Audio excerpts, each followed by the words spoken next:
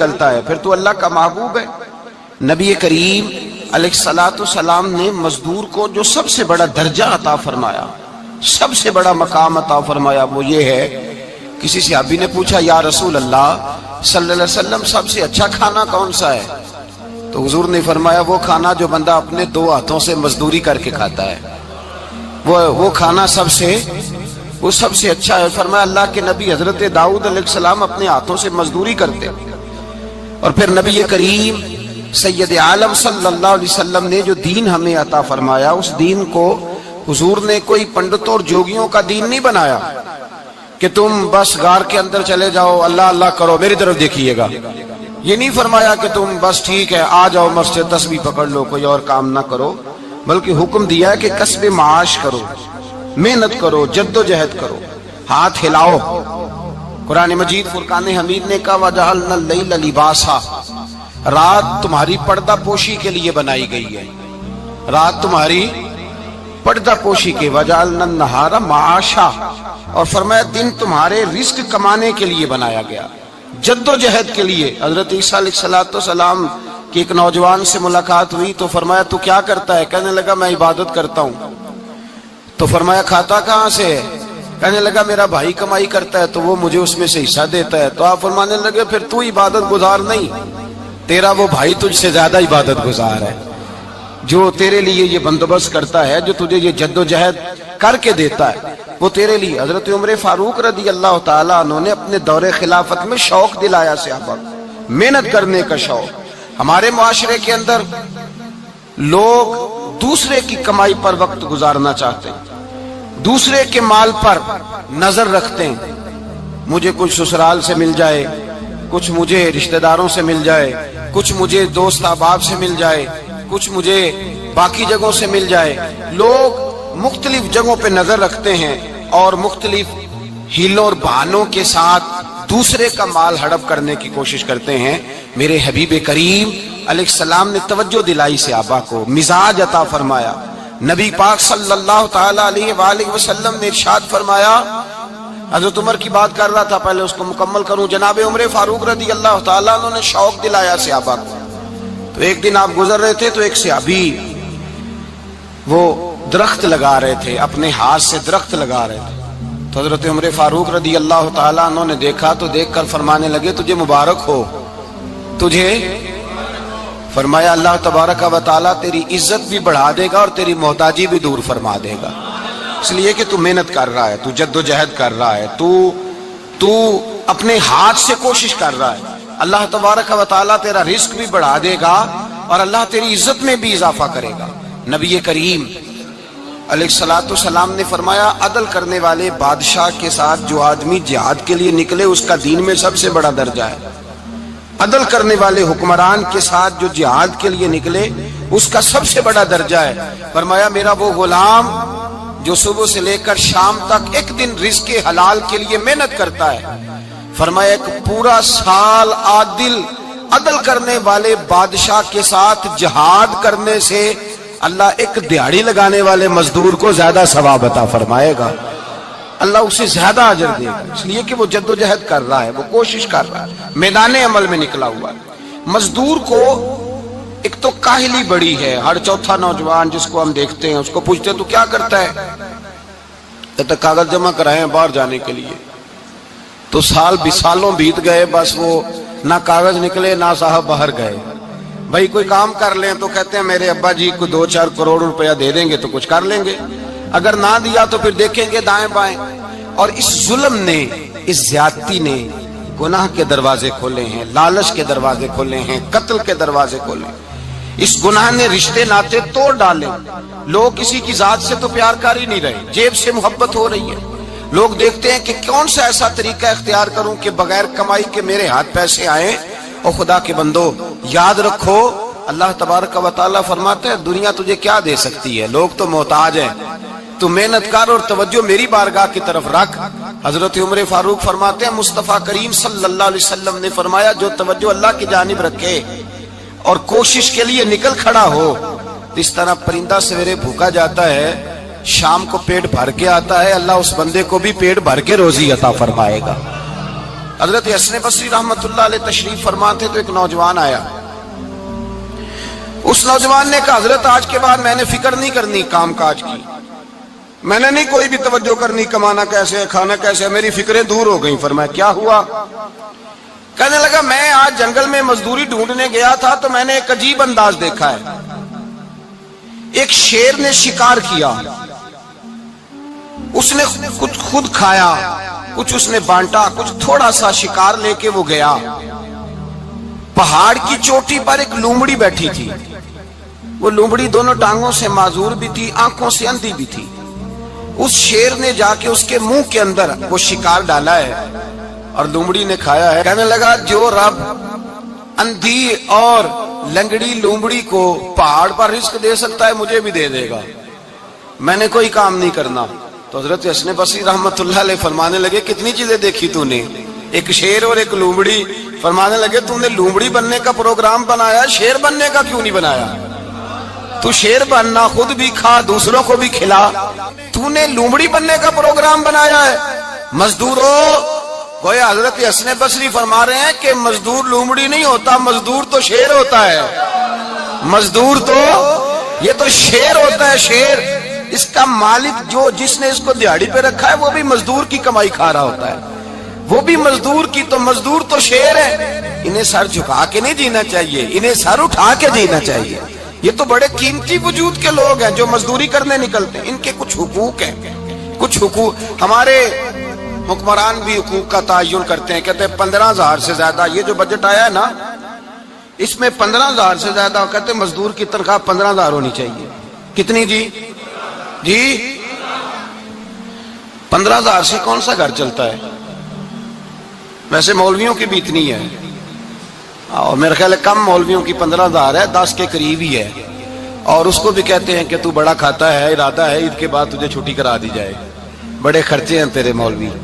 15,000 روپیہ تنخواہ مزدور کی, گزارا ہوتا ہے؟ آؤ میں تمہیں وہ اس بارگاہ پہ لے جاؤں جس نے سب کو شان عطا فرمائی ہے.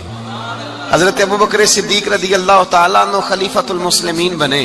خلیفہ بنے تو سویرے, جس رات خلیفہ بنے سویرے سر پہ ٹوکری رکھی, منڈی کی طرف جا رہے ہیں. حضرت عمر فاروق رضی اللہ تعالیٰ عنہ مولا علی شیر خدا کو کسی نے بتایا کہ وہ تمہارا خلیفہ تو جا رہا ہے مزدوری کرنے, وہ تو جا رہا ہے کمائی کرنے. حضرت علی شیر خدا مولا کائنات جناب فاروق اعظم دونوں نے رستے میں روکا کہ ابو بکر کہاں جا رہے ہو؟ فرمانے لگے کام کرنے جا رہا ہوں, مزدوری کروں گا, منڈی میں جاؤں گا, تجارت کرتا تھا اس کو جاری رکھوں گا, بچوں کا پیٹ بھی تو پالنا ہے. اب تمہاری حکومت کے پیچھے بچے تو نہیں نا بھوکے مروا لینے, میں نے کچھ کرنا تو ہے. حضرت عمر کہنے لگے چلا آ کے بیٹھ, ہم صحابہ کو اکٹھا کرتے ہیں اور مال غنیمت سے تیرا وظیفہ لگاتے ہیں, آپ کو وظیفہ ملے گا ماہانہ. تو آپ بیٹھ کر کے مسجد میں تو ڈیوٹی کریں. بیٹھ گئے, مشاورت ہوئی تو حضرت ابوبکر صدیق رضی اللہ تعالیٰ سے پوچھنے لگے جناب بتلائیے آپ کا کتنا وظیفہ لگایا جائے؟ تو حضرت ابوبکر صدیق فرمانے لگے اتنا لگا دو جتنی ایک مزدور کی تنخواہ ہوتی ہے. تو ایک صحابی بول کے بڑے میٹھے اور دھیمے لہجے میں کہنے لگے ابو بکر اگر تیرا گزارا نہ ہوا تو, اگر تیرا گزارا نہ ہوا تو. حضرت ابوبکر صدیق فرمانے لگے اگر میرا گزارا نہ ہوا تو میں مزدوروں کی تنخواہوں میں اضافہ کر دوں گا, اگر مزدوروں کے گھر چلنے لگیں گے تو میرا بھی چلے گا, میں ان کی تنخواہیں بڑھاؤں گا صرف اپنی. تو مزدور کے حقوق کا تعین کیا. سب سے پہلے تو میرے نبی پاک علیہ السلام نے منع فرمایا, فرمایا جس کو مزدوری پر رکھو پہلے اس کے ساتھ اجرت طے کرو. حضور صلی اللہ علیہ وسلم نے فرمایا جب تک اجرت واضح نہ ہو جاؤ کسی کو کام پر, جب تک اجرت واضح نہ ہو جائے, مکمل نہ ہو جائے کہ کیا دینا ہے, طے کریں. کیا لوگ جو جناب دے دیں گے لے لوں گا, شریعت اس کو پسند نہیں کرتی, محبوب نہیں رکھتی. پہلے اس کے ساتھ پہلا حق مزدور کو یہ دیا کہ اس کی اجرت پہلے, بولیے اجرت پہلے اجرت طے ہوگی, یہ پہلا حق ہے. اور مزدور کا دوسرا حق کیا بیان کیا میرے نبی پاک نے, فرمایا جب, اور یہ ایسی اعلیٰ بات ہے کہ جتنے حقوق لکھنے والے ہیں نا, جتنے بین الاقوامی سطح پر انسانی حقوق کا چارٹر بنانے والے ہیں, وہ کہتے ہیں کہ یہ ایسا نقطہ حضور نے بیان کر دیا ہے کہ اس سے آگے کو بڑھ ہی نہیں سکتا. یہ ایسی بات ہے کہ جس کی شرح بھی کوئی نہیں کر سکتا. میرے حبیب کریم अलैहिस्सलाम ने फरमाया पहले तय करो, और क्या खूबसूरत लफ्ज है, कानून बना दिया। फरमाया जब मजदूर मजदूरी कर ले तो उसका पसीना खुश्क होने से पहले पहले उसे अदा कर देना। उसका पसीना खुश्क होने से पहले उसे उसकी मजदूरी दे दो। बेचारे ने मेहनत की है, अपने घर जाए। ये नहीं कि उसने मजदूरी किया तो तुमने कहा नहीं नहीं इधर से पेंट सही नहीं हुआ, ये तू ले जा 2000 और फिर मैं तेरा हिसाब करूंगा, अभी जरा मैं चेक करा लूं 2-4 लोगों को बुला करके। वो फलां जगह से ना एक कोना खाली रह गया। अल्लाह से डरना चाहिए, अल्लाह से डरना चाहिए। अगर अल्लाह तबारक व तआला ने 2-1 आदमियों को मुलाजिम आपका बना दिया है तो फिर ख्याल होना चाहिए। एक सहाबी अपने खादिम गुलाम को मार रहे थे तो मेरे नबी पाक तशरीफ लाए। फरमाया क्यों इसे मार रहा है, हुजूर गलतियां बड़ी करता है। तो नबी पाक ने फरमाया जितना तुझे इस पर इख्तियार है ना, उससे कहीं बढ़कर मेरे रब को तेरे ऊपर बड़ा इख्तियार है। कहा हुजूर ये बड़ी गलती करता है, मैं आखिर कितना माफ करूं? तो हुजूर ने फरमाया उतना माफ कर जितना मेरा रब तुझे माफ फरमाता है। पता है तेरी सुबह से लेकर शाम तक कितनी कोताहियां हैं। दरगुजर का हुक्म दिया, पहला हक ये दिया मजदूरी तय करो, दूसरा हक ये दिया पसीना खुश्क होने से पहले अदा करो, तीसरा हक ये दिया कि उससे दरगुजर करो, गलती हो जाए तो दरगुजर करो। तो या रसूल अल्लाह मजदूरी कितनी दें? मेरे नबी पाक बुखारी मुस्लिम हुजूर सैयद आलम सल्लल्लाहु अलैहि वसल्लम ने फरमाया मजदूर का हक बयान किया नबी पाक ने, और एक बात इरशाद फरमाई तो उसके अंदर कई पहलू, एक हदीस में कई पहलू बयान फरमाए। हबीब पाक ने फरमाया जैसा तुम खाते हो वैसा ही उसे खिलाना। कोई नहीं, आप शायद सो रहे हैं कुछ हजरात। जैसा खुद खाते हो वैसा ही, भाई बस खत्म हो गई बात। इतनी बड़ी बात कर दी सरकार ने। कभी देखा है आपने कि मजदूर को ऐसे खिलाया जा रहा हो जैसा मालिक खा रहे हैं? हुजूर ने फरमाया भाई मजदूरों का हक ये है कि जैसा तुमने खाना है वैसा उसे खिलाना है, और फरमाया जैसा तुमने पहनना है वैसा उसे पहनाना है। और फिर मेरे हबीब करीम अलैहिस्सलाम ने इरशाद फरमाया उसकी हिम्मत से बढ़कर तुम उस पर बोझ नहीं डाल सकते। जितना काम वो कर नहीं सकता उतना तुम उसे दे नहीं सकते।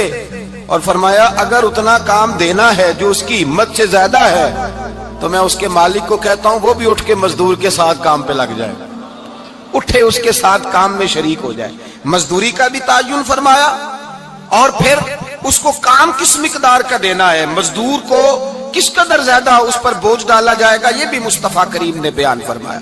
फरमाया जो ला युकल्लिफुल्लाहु नफ्सन इल्ला वुसअहा, अल्लाह भी तुम पर वो बोझ नहीं डालता जो तुम उठा नहीं सकते। तो किसी मजदूर को तुम ऐसा काम नहीं बताओगे। हजरत उस्मान गनी रदी अल्लाह ताला अन्हु एक दिन हजरत उमर फारूक से कहने लगे उमर बस कर दे यार, तेरे बाद भी तो लोगों ने खलीफा बनना है, कैसे कोई तेरे रास्ते पे चलेगा? तो हजरत उस्मान गनी से जनाब उमर कहने लगे क्या हो गया?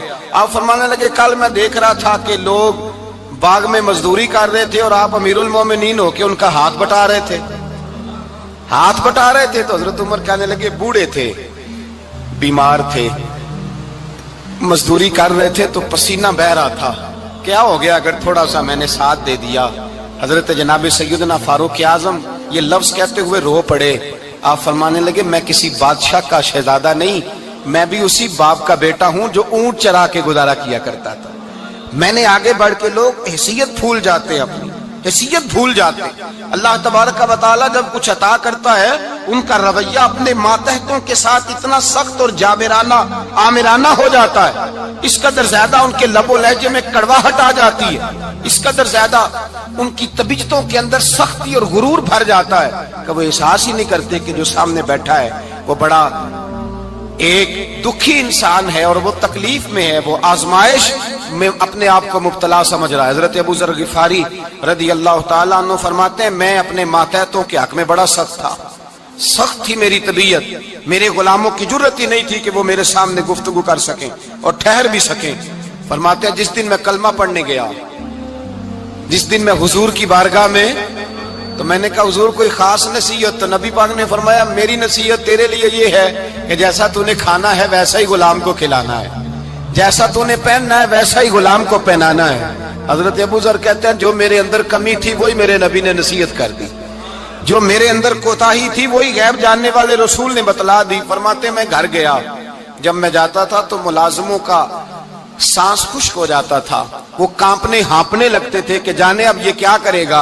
हजरत अबू ज़र गिफारी फरमाते, मैं गया एक शख्स से मैंने कहा खाना पकाओ, खाना पकाया, दस्तरखान पे लगाया और अपने सारे मुलाजमों को कहा आओ यार मेरे साथ बैठ के रोटी खाओ, आओ सारे मेरे साथ बैठ के खाना खाओ। फरमाते उन्होंने खाना खाया, फिर मैं उनको बाजार ले गया, जैसे कपड़े मैं पहनता था वैसे ही मैंने उनके लिए भी खरीदे।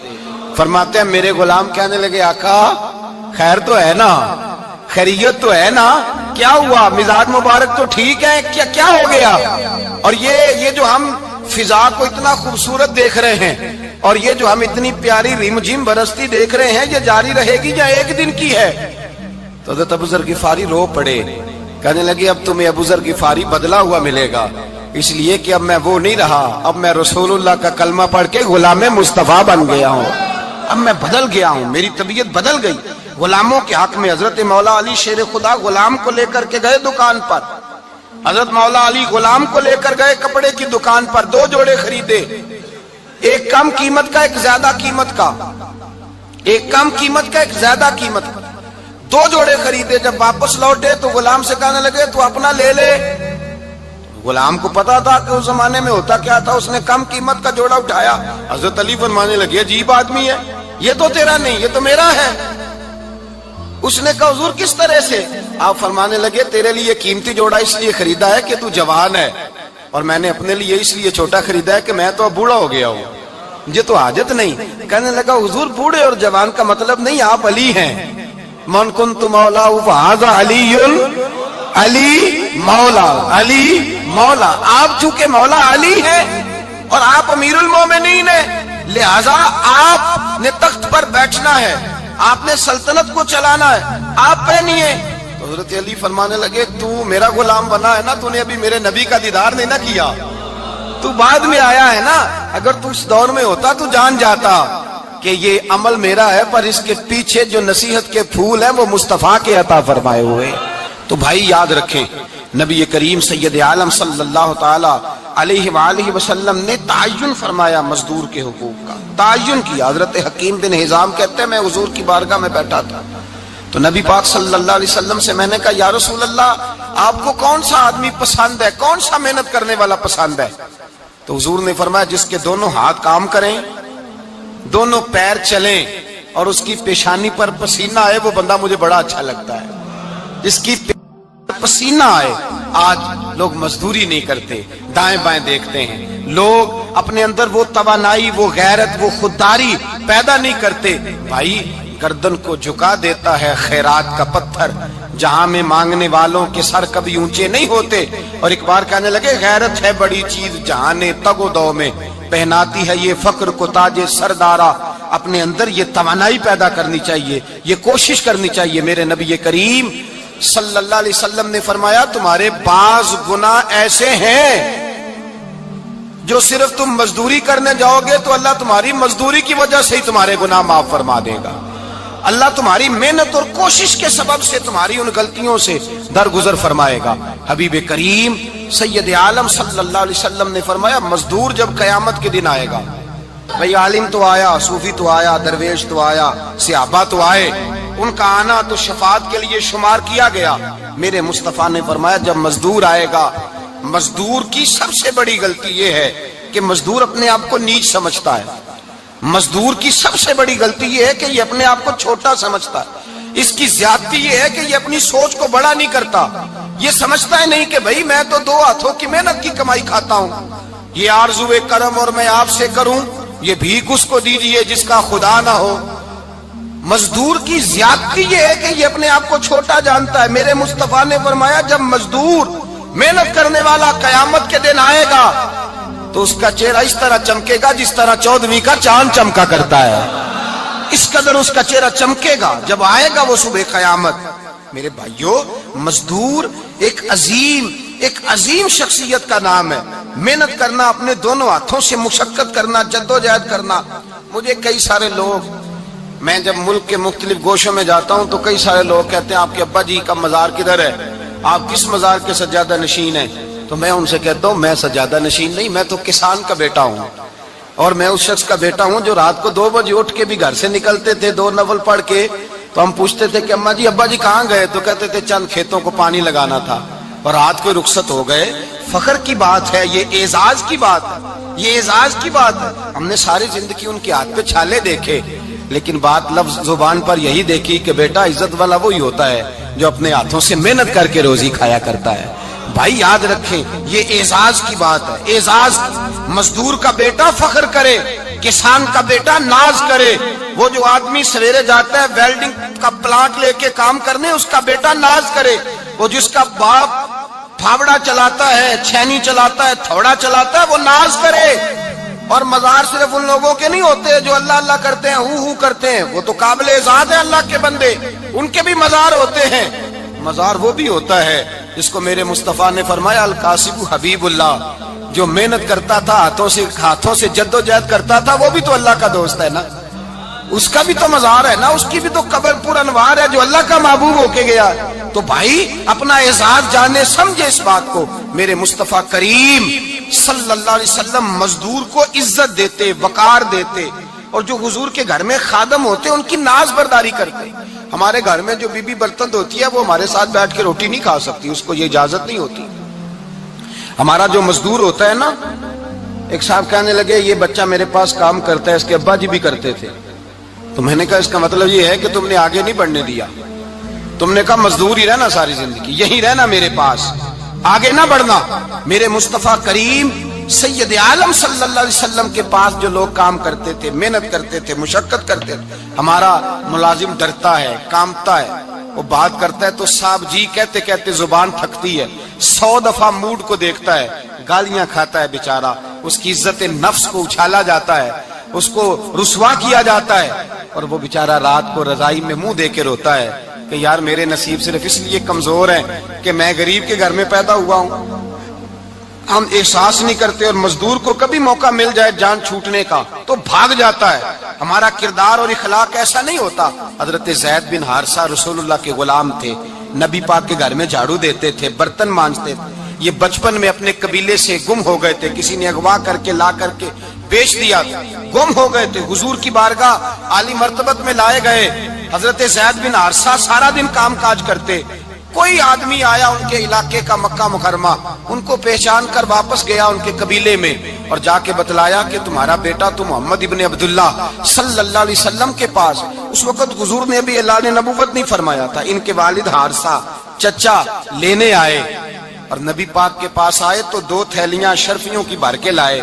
کہنے لگے حضور یہ پیسے لے لیں، 2 تھیلیوں میں پیسے ڈالیں، دینار ہے درہم ہے، حضور لے لیں، ہمارا بیٹا دے دیں۔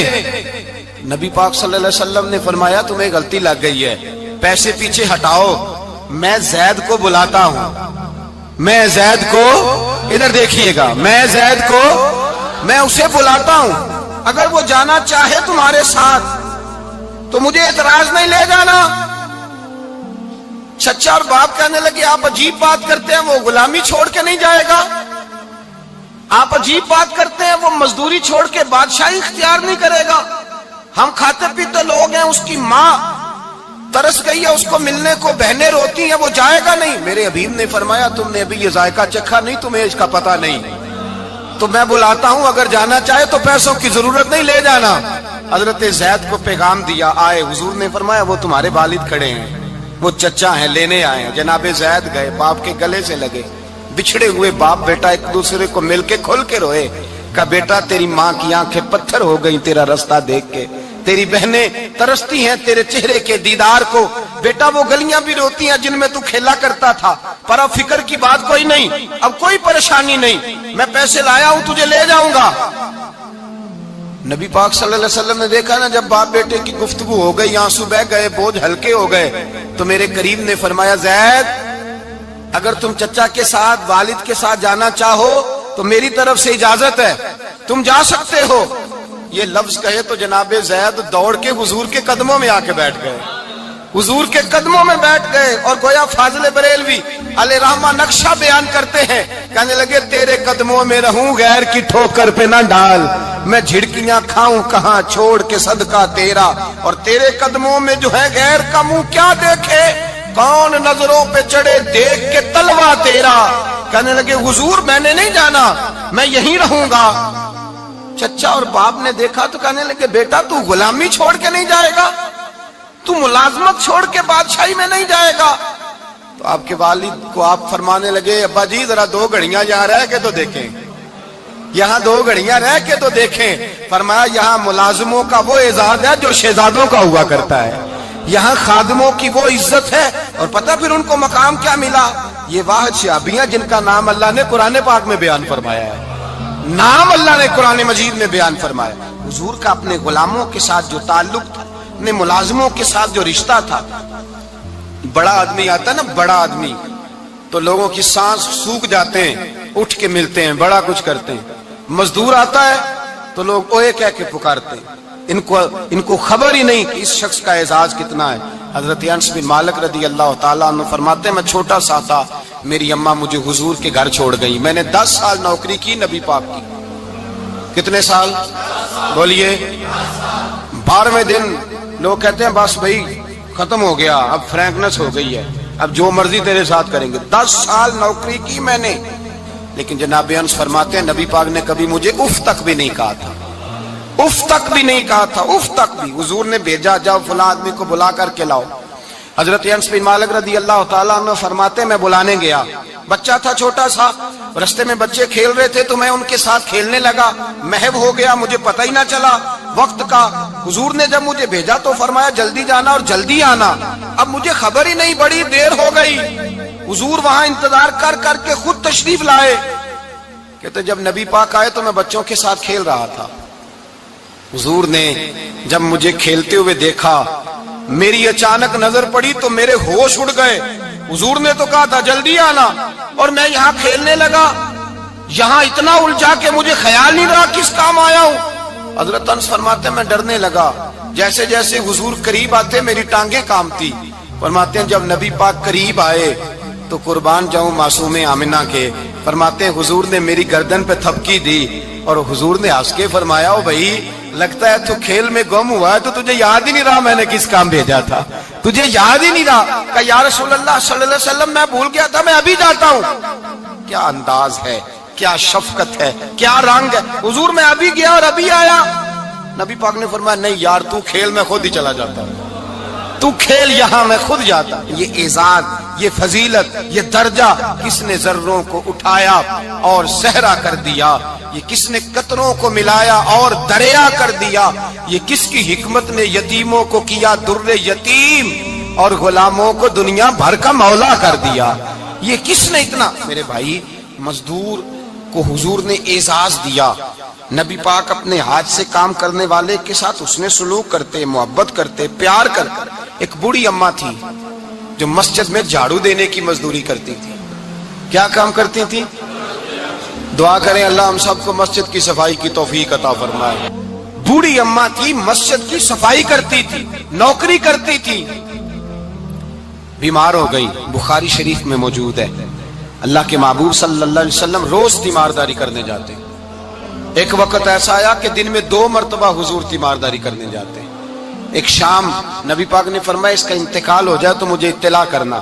صحابہ کہتے ہیں رات کے وقت ان کا انتقال ہوا, ٹھنڈ کا موسم تھا, ہم نے حضور کو تکلیف دینا مناسب نہ سمجھا, ہم نے دفن کر دیا.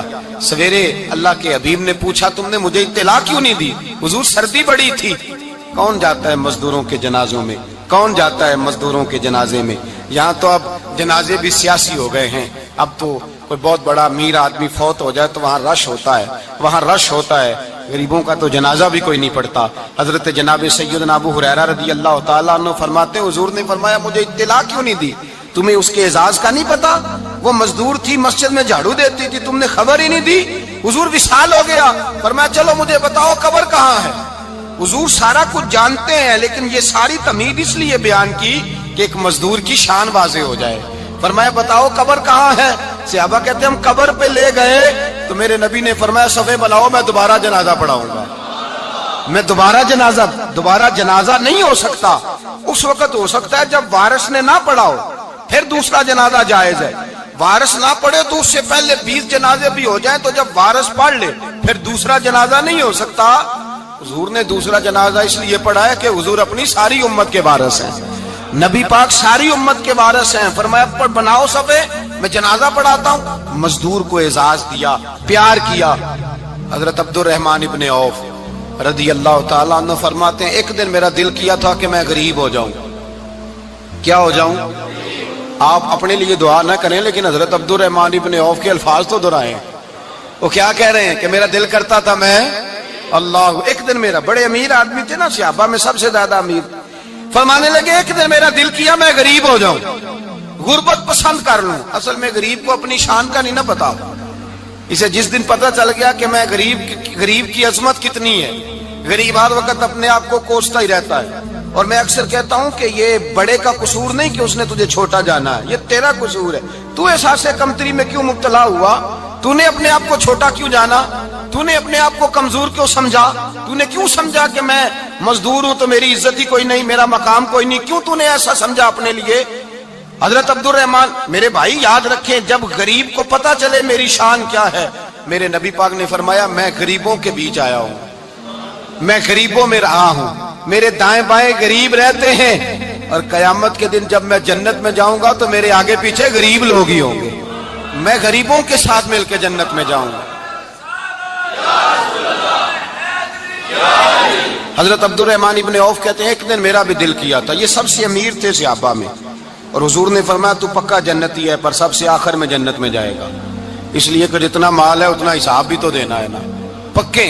حضرت عبد الرحمن ابن عوف کہتے ہیں ایک دیہڑے دل کیا تھا کہ میں ماڑا ہوتا، میں غریب ہوتا، میں غریب ہوتا، یہ دل کیا میرا۔ کہا کس طرح؟ فرمانے لگے ایک مزدور صحابی تھے، حضرت سعد انصاری نام تھا، وہ حضور سے ملنے آئے، جب انہوں نے ہاتھ ملایا نا نبی پاک سے تو حضور نے ان کا ہاتھ تھام لیا۔ غریبوں کمال کر دی میرے مصطفیٰ کریم نے، نبی پاک نے ہاتھ تھاما، حضور نے ہاتھ، آپ کو اس بات کی لذت نہیں آئی شاید، نبی پاک نے ہاتھ تھاما مزدور کا، مزدور کہتے ہیں میں نے چھڑانا چاہا تو حضور نے پکڑ لیا دبا کے، اور جب تھام لیا تو میں ٹھہر گیا، میں اپنی قسمت پہ ناز کرنے لگا، حضور نے میرا ہاتھ کھولا، کہتے ہیں ہاتھ پہ چھالے تھے، جگہ جگہ چھالے بنے ہوئے تھے، تو نبی کریم صلی اللہ تعالی علیہ وآلہ وسلم نے ہاتھ کھول کے فرمایا سعد یہ کیا ہوا؟ عرض کی حضور غریب ہوں، بوڑھے ماں باپ ہیں، چھوٹے چھوٹے بچے ہیں، بہن بھائیوں کی حقوق ہیں، بیوی کے منہ میں حلال کا لقمہ دینا ہوتا ہے، یا رسول اللہ پھاوڑا لے کے، کئی لے کے، کدال لے کے، بیلچا لے کے مزدوری کرتا ہوں، میدان میں نکلتا ہوں، صبح سے گیا تھا اب آیا ہوں، ہاتھوں میں نشان پڑ گئے ہیں۔ حضرت عبد الرحمن ابن عوف فرماتے ہیں جس کے قدم چومنے کو دنیا ترسے، اس رسول نے سر مبارک جھکایا اور غریب کے ہاتھ کو چوم لیا، نبی پاک نے بوسہ دیا، اور پھر فرمایا کیا؟ فرمایا یہ وہ ہاتھ ہیں جن سے خدا بھی پیار کرتا ہے، محمد مصطفیٰ بھی محبت فرماتے ہیں۔ نبی رحمت علیہ السلام نے فرمایا یہ تیرا وہ ہاتھ ہے جس سے اللہ بھی پیار کرتا ہے اور اللہ کا۔ تو مزدور کو پھر ناز کرنا چاہیے کہ پریشان رہنا چاہیے؟ بولے نا، مزدور کو ناز کرنا چاہیے نا، اس کو اپنا ہاتھ کھول کھول کے دیکھنا چاہیے، اور اسے کہنا چاہیے اللہ نے مجھے وہ ہاتھ عطا فرمایا جس سے رب بھی پیار کرتا ہے، مصطفیٰ بھی پیار کرتے ہیں، اسے تو اعزاز سمجھنا چاہیے، فضیلت جاننی چاہیے، اسے تو ناز کرنا چاہیے اللہ تبارک و تعالیٰ نے مجھے یہ اعزاز دیا ہے۔ کسان جو کھیتوں میں مزدوری کر رہا ہے، وہ مزدور جو کسی فیکٹری میں گیا ہے، رزق حلال کی تلاش میں نکلا ہے، اسے تو میرے بھائی ناز کرنا چاہیے، اسے تو خوش ہونا چاہیے کہ اللہ نے مجھے یہ فضیلت دی۔ ترستے ہوئے غریب، جان بوجھ کے اپنے آپ کو پریشان رکھتے ہوئے لوگ اگر جان جائیں کہ فضیلت کیا ہے، عظمت کیا ہے، اور پھر غلام کے ساتھ سلوک کیا کرنا ہے۔ ایک یہودی کا بیٹا نبی پاک کی خدمت کرتا تھا اکثر، یہودی کا بچہ، وہ بیمار ہو گیا، روز آتا تھا، چھوٹے موٹے کام کرتا تھا، بیمار ہو گیا، حضور نے فرمایا چلو تیمارداری کرنے چلتے ہیں۔ کس کی؟ جی غلام کی، نوکر کی۔ یہاں صاحب کہتے ہیں 5000 روپیہ لے جاؤ، وہ بڑے احسان کے ساتھ 5000 روپیہ لے جاؤ اور دے آنا، اور اسے کہنا سر جی پوچھ رہے تھے تیرا کیا حال ہے، وہ بات ختم ہو گئی۔ حضور بنفس نفیس گئے، اور غریب کا گھر تھا، وہ یہودی باہر نکلا جس کا بیٹا بیمار تھا، تو کہتا جب دروازے پہ میں نے مسلمانوں کے نبی کو کھڑے دیکھا تو میرے پیروں تلے زمین ہی نکل گئی۔ میں نے کہا حضور مجھ غریب کی کٹیا میں کیسے آئے؟ پر میں تجھے پتا ہے نا تیرا بچہ میری نوکری کرتا تھا، یا کبھی بیمار ہو گیا، میں تیمارداری کرنے آیا ہوں۔ وہ یہودی کہتا مجھے خیال یقین ہی نہ آئے کہ میرے گھر میں حضور تو امیر حرم، میں غریب بے نوا، تو کجا من کجا، میرے گھر میں حضور آئے۔ کہتے کہاں ہے ہمارا پیارا؟ حضور وہ لیٹا ہوا ہے۔ صحابہ کہتے ہیں نبی پاک سرانے گئے تو اس کا آخری وقت تھا، تھوڑا سا ٹائم تھا، میرے مصطفیٰ نے فرمایا تو میری نوکری کرتا تھا، آج میں تیری تیمارداری کرنے آیا ہوں۔ غلاموں سنو، جو رسول اللہ کی نوکری کرے آخری وقت آئے تو اللہ کے رسول پہنچ جایا کرتے ہیں، حضور پہنچ جایا کرتے ہیں۔ نجم کی ہے خدا آرزو ہے یہی، عاشق زار کی آبرو ہے یہی، موت کے وقت سر ان کے قدموں میں ہو، دید ہوتی رہے دم نکلتا رہے۔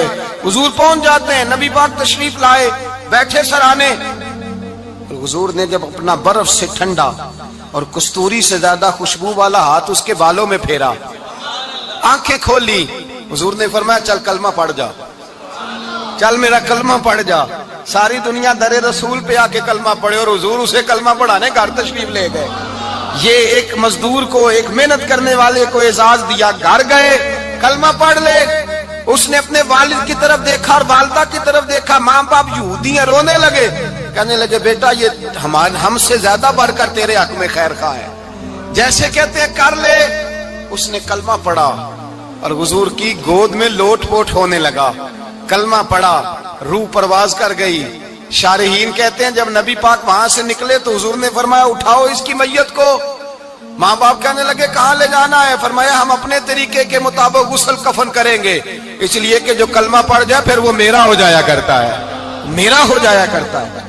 بھائی یاد رکھیں، مزدور کو حضرت ربیہ بن کعب فرماتے ہیں میں حضور کو وضو کراتا تھا، رات کا وضو میری ذمہ داری تھی، صرف ایک وضو رات کا۔ ہمارے ہاں تو 25 سال مزدور مزدوری کر کے چلا جاتا ہے، پر وہ مزدور ہی رہتا ہے، وہ مزدور ہے، اس کا کوئی اعزاز نہیں، کوئی اس کے لیے وہ کہتے ہیں اب بابا جی آپ کو کھانسی زیادہ آتی ہے، اپنے بیٹے کو لگا دیں، کسی اور کی ڈیوٹی لگا دیں، اب آپ کام نہیں کر سکتے۔ 25 سال نوکری کی، ملا کیا؟ حضرت ربیہ کہتے ہیں میں وضو کراتا تھا رات کا، میرے نبی پاک نے فرمایا شادی کیوں نہیں کرتا؟ تو میں نے کہا یا رسول اللہ نہ میرے پاس حسن ہے، نہ پیسے ہیں، نہ کوئی کاروبار ہے، مجھے کون رشتہ دے گا؟ میرا روپ بھی نہیں تے میرا رنگ بھی نہیں، میں نے یار مناؤن دا ٹانگ بھی نہیں، کون مجھے رشتہ دے گا؟ کہتے ہیں حضور خاموش ہو گئے۔ دوسرا دن آیا تو میں وضو کرانے پہنچا تو نبی پاک نے فرمایا شادی کیوں نہیں کرتا؟ کہتے ہیں میں نے کہا حضور کون رشتہ دے گا؟ وہی 3 باتیں دہرائیں، نہ پیسے ہیں، نہ حسن ہے، نہ کوئی کاروبار ہے، نہ مکان ہے۔ فرمایا حضور نے تیسرے دن پھر کہا، جب دوسرا دن ہوا نا تو حضور نے کہا، حضور خاموش ہوئے میرے جواب پر۔ میں نے کہا یار کتنا بیوقوف ہوں، حضور روز پوچھتے ہیں اور میں جواب ہی نہیں دیتا۔ کہتے ہیں تیسرے دن میں نے ارادہ کیا آج نبی پاک پوچھیں گے تو میں کہوں گا حضور جیسے دل کرتا ویسے ہی کرا دیں۔ کہتے ہیں تیسرے دن میں گیا، سارا وضو کرا لیا پر نبی پاک نے پوچھا ہی نہیں۔ میں ارادہ کر کے گیا تھا کہ آج پوچھیں گے تو بتا دوں گا، حضور نے پوچھا ہی نہیں۔ فرماتے ہیں وضو مکمل ہو گیا، میں دروازے تک چلا گیا تو مصطفیٰ نے آواز دی، فرمایا واپس پلٹنا۔ میں پلٹا تو حضور نے فرمایا تو شادی کیوں نہیں کرتا؟ کہتے ہیں میں کھل کے مسکرایا، میں نے کہا محبوب تیرے کرم پہ قربان جاؤں، کیا انداز محبت ہے، حضور مہربانی کریں کرا دیں۔ فرمایا فلاں سردار کے پاس جا، ایک وضو کراتے ہیں، اور اعزاز حضور نے کتنا دیا، جا سردار کے پاس اور اسے جا کے کہہ کہ اللہ کے رسول فرماتے اپنی بیٹی کا نکاح تیرے ساتھ کر دے۔ فرماتے میں گیا، ماں باپ کو بڑی فکر ہوتی ہے بیٹیوں کی، وہ کہنے لگا میں شام کو خود نبی پاک کی بارگاہ میں آؤں گا۔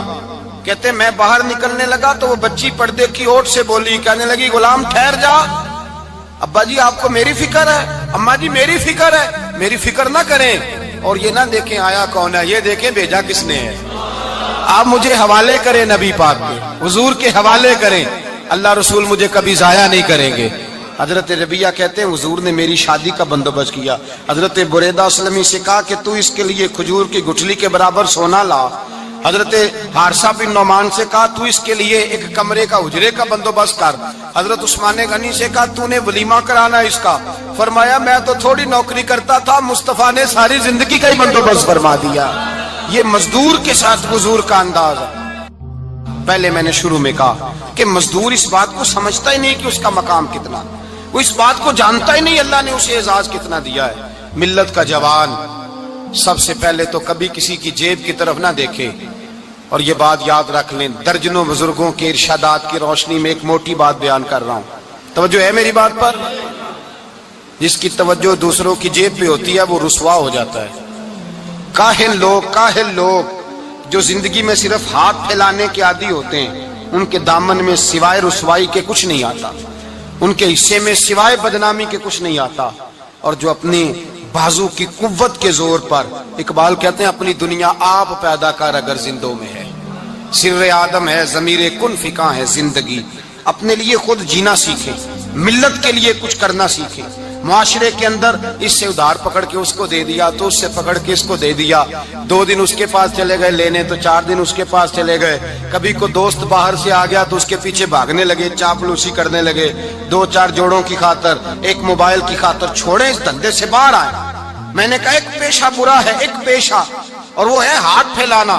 باقی کوئی پیشہ برا نہیں. 18 گھنٹے مزدوری کرو، نکلو باہر، نکلو میدان میں آؤ، جدوجہد کرو، مزدوری کرو جب تیرا ہاتھ مزدوری تک جائے. اور یاد رکھو رزق حلال کھانا ہے اور رزق حلال ہی کھلانا ہے. یہ وقار ہے، رزق حلال مومن کا وقار ہے. جو لوگ لقمہ حرام کھاتے ہیں وہ اپنا وجود کھو بیٹھتے ہیں، روحانی طاقتیں کھو بیٹھتے ہیں. میرے اعلیٰ حضرت رحمت اللہ علیہ فرماتے ہیں جس کا نماز میں دل نہ لگے، جس کا مسجد جانے کو دل نہ کرے، جس کا عبادت پہ توجہ نہ ہو، جس کا دین کی طرف رغبت نہ ہو، اسے غور کرنا چاہیے کہ اس کا کہیں رزق میں لقمہ حرام تو شامل نہیں ہو گیا. فرمایا جب لقمہ حرام شامل ہوتا ہے تو اللہ تبارک و تعالی معرفت کا نور چھین لیتا ہے، پھر انسان کی زبان سے تاثیر چلی جاتی ہے، پھر اس سے سجدوں کی جو کیفیت ہوتی ہے وہ روٹ جاتی ہے، درود و سلام کے ذائقے نصیب نہیں ہوتے. میرے مصطفیٰ کریم صلی اللہ علیہ وسلم گزر رہے تھے، ایک آدمی دعا مانگ رہا تھا، یا رب یا رب یا رب یا رب کہہ رہا تھا. نبی پاک نے فرمایا یہ قیامت تک بھی دعا مانگے تو اس کی قبول نہیں ہوگی. صحابہ نے کہا حضور آپ تو رحمت للعالمین ہیں اور آپ فرما رہے ہیں اس کی دعا قبول نہیں ہوگی. نبی پاک نے فرمایا اس لیے قبول نہیں ہوگی کہ جو کپڑے پہنے ہیں وہ بھی حرام پیسوں کے ہیں، اور جو اس نے کھایا ہے وہ بھی حرام پیسوں کا ہے، اور جو پیا ہے وہ بھی حرام پیسوں کا ہے. کیسے اس کی التجا اس کی بارگاہ میں قبول ہوگی جب یہ لباس سے لے کر خوراک تک اور خوراک سے لے کر مشروب تک ہر چیز ناجائز پیسے؟ تو معرفت کا حسن کیسے پیدا ہوگا؟ فجر میں آنکھ کیسے کھلے گی؟ قرآن پاک کی طرف دل کیسے جائے جب تیرے اندر رزق حلال جاتا ہے؟ حضرت بایزید بستامی فرماتے ہیں تو محنت کر کے حلال کی روٹی کھا، وہ تیرے وجود کے اندر جا کے نور بن جائے گی، اور ایسا نور بنے گی کہ وہ روٹی تجھے صبح خود جگا کے بیدار کرا کے اللہ کی بارگاہ میں جھکا دے گی. رزق حلال کھائیں، محنت کریں، جدوجہد کریں. حاتم طائی بہت بڑا سخی تھا. کسی شخص نے ایک دن حاتم طائی سے پوچھا کہ تو نے کبھی اپنے سے بھی بڑا سخی دیکھا ہے؟ کہنے لگا ہاں میں نے اپنے شہر کا ایک بابا دیکھا تو مجھ سے بھی زیادہ سخی ہے، مجھ سے بھی زیادہ سخی، مجھ سے بھی زیادہ تھا، تجھ سے زیادہ. کہنے لگے میں نے سارے شہر کی دعوت پکائی، چھوٹے بڑے امیر غریب سارے آئے، دعوت پکائی سارے شہر کی، سب لوگ آئے، ہر آدمی کو میں نے بلایا، علماء کو، ادیبوں کو، شاعروں کو، تاجروں کو، صنعت کاروں کو، سب کو دعوت دی. میں نے سوچا کہ ذرا دیکھوں تو صحیح پلٹ کے کوئی رہ تو نہیں گیا جو آیا نہ ہو. چہرے پہ میں نے نقاب ڈالا اور میں باہر نکلا. ایک ضعیف بزرگ لکڑ آ رہا، جنگل میں لکڑیاں کاٹ رہا ہے. میں اس کے پاس گیا تو میں نے کہا بابا تجھے نہیں پتا آج حاتم طائی کی دعوت ہے، تو نہیں گیا؟ کہنے لگا بیٹا مجھے خبر آئی تھی، اطلاع ملی تھی پر میں نہیں گیا. تو کیوں نہیں گیا؟ کہنے لگے مجھے ہاتھ کی کمائی کر کے کھانے کا چسکا لگ گیا ہے، مزہ لگ گیا ہے ہاتھ کی کمائی کھانے کا.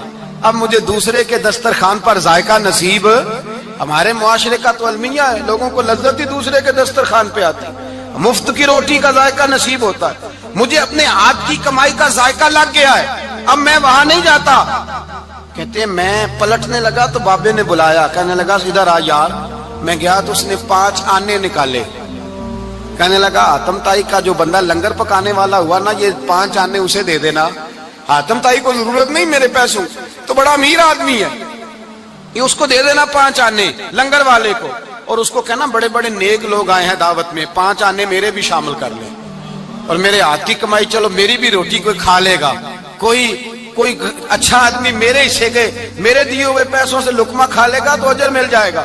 حاتم طائی کہتے ہیں میں نے کھینچ کے نقاب اتارا اور بابے کو کہا یار سینے سے لگ جا, میں تو مالدار ہو کے سخی ہوں, تو غریب ہو کے بڑا سخی ہے. تو غریب ہو کے بڑا سخی ہے, تیرے اندر اتنی خودداری عزت نفس. میرے بھائی جس کا ہاتھ پھیلا ہوا ہے اس کا سمٹے گا نہیں, جس کا ہاتھ پھیلا ہوا ہے اس کا سمٹے گا نہیں. جس آدمی نے, میرے نبی پاک صلی اللہ علیہ وسلم نے فرمایا, جس نے اپنی ذات پر سوال کا دروازہ کھول لیا اس نے اپنے اوپر فقر کا دروازہ کھول لیا. سوال کا مجھے دے دو مجھے دو دو لائنیں لگی ہوئی ہیں. بھائی یاد رکھیں, اس بات کو ضرور سمجھیں, خودداری پیدا کریں, عزت نفس پیدا کریں, وقار پیدا کریں, اپنے اندر توانائی پیدا کریں, دو ہاتھوں سے محنت کر کے جدوجہد کر کے آگے بڑھیں, بلکہ کھائیں بھی کھلائیں بھی, اپنے اوپر بھی خرچ کریں, اللہ کے دین کے لیے بھی خرچ کریں, اپنی زندگی وقار والی بنائیں. ایک وقت نہیں 18 گھنٹے کی مزدوری کریں. میرے حبیب پاک علیہ السلام نے فرمایا جو بندہ سویرے مزدوری کرنے گیا اور شام کو تھک کے سو گیا, اللہ اس کے سارے گناہ معاف فرما دے گا.